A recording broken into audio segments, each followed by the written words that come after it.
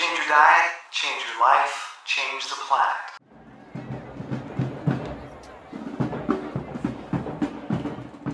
Hello, Tim Van Orden here, hanging out under the apple tree behind my house. Had to escape my life in the office for a little bit. Too confined and too many thoughts plaguing me and eating away at me.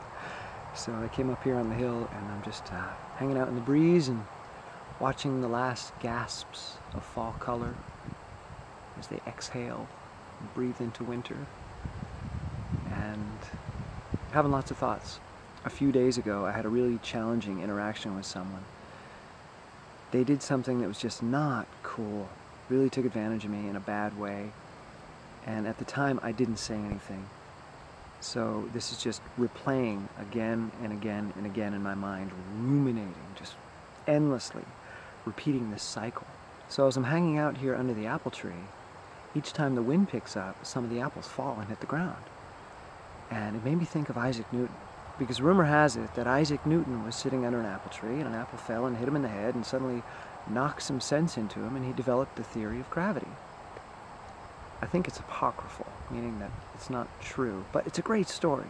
So as I'm watching all these apples fall, and then I look down and notice that there are literally thousands of apples on the ground, I'm thinking that maybe these are like ruminations. These are like those thoughts that plague us.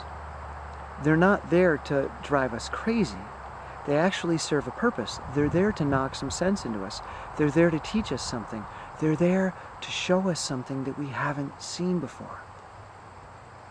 Each time we replay it, it's like an apple knocking us on the head, trying to wake us up. Because as I've been sitting here and going through these thoughts, I notice something, that each time I replay it, I do something different in that scenario. I say something different to this person, I behave differently. There's a whole different process. I create a different scenario each time. And in these scenarios that I'm creating, I win. How often do you find yourself going over a situation, something bad that happened, and you see yourself standing up like, oh, I would have said this to him, and I would have done that, and I would have done this? Well, we do that for a reason. Our brain is trying to teach us that there are other ways to deal with these situations. There are other solutions, there are other tools, there are other perspectives and angles that we can look at. And the next time we get into a situation like that, we can use those tools, we can use that learning, we can use those knocks of sense and behave differently and grow. But instead what happens is people use these ruminations to just tear themselves apart.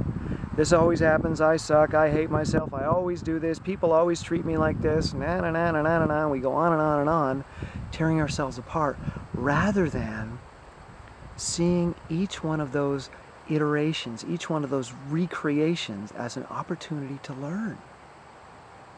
So now I'm thinking, wow, I have a lot of power here. It's kind of like lucid dreaming, where you become conscious of the fact that you're dreaming and you can actually go in and affect and control your dreams. If you want to fly, you can fly. So I'm doing that now. I'm sitting here and I'm going back into that scenario and I'm tweaking it on purpose. I'm controlling it in a way where I win. I'm looking around like, what's here? What's available? Let me look at all these apples. Which one can I use? Which one will be most effective at making me win the next time this happens? And what if I say this and the other person responds like that? Well, let's take a look at that apple too. How can I diffuse that situation? What tools do I have to deal with that? So maybe ruminations are actually like homework. Because the part of our brain that keeps ruminating and going over things, it's our child brain. So it brings the homework home, and it's frustrated, and it's struggling, and it can't do it. It's complicated. Mommy, I can't do it. This is too hard. I give up. I suck. I'm no good at math. I'm no good at counting apples. So mommy comes in to help out. And that's our prefrontal cortex up here, our more evolved, rational brain. And it looks around and says, oh, sweetie, look at all those beautiful apples you got. What if you did this with them? Or, sweetie, have you tried this? Have you looked at it this way? What happens if you do this? And mommy doesn't do the homework for the child, but mommy just points things out, different ways that the child could interact with that situation and come to a solution. And then the child figures it out on their own, and then they feel good, like, yay, I did the homework all by myself. Mommy, look at me, I'm great. I'm really good at apple counting. It becomes a win-win situation. So I think ruminations are like homework. The little child brain brings them up, and then the mommy looks around and says, oh, you've got this, this, and this. What happens if you put those together or put them in this order? What shows up? So the next time you find yourself just going over and over and over something again and it's just eating away at you, realize that each one of those apples that's knocking you on the head is trying to tell you something. It's trying to show you another perspective. It's trying to show you a more powerful way to be. So pay attention, and then pick one of those apples up and take a big bite. All right? See ya.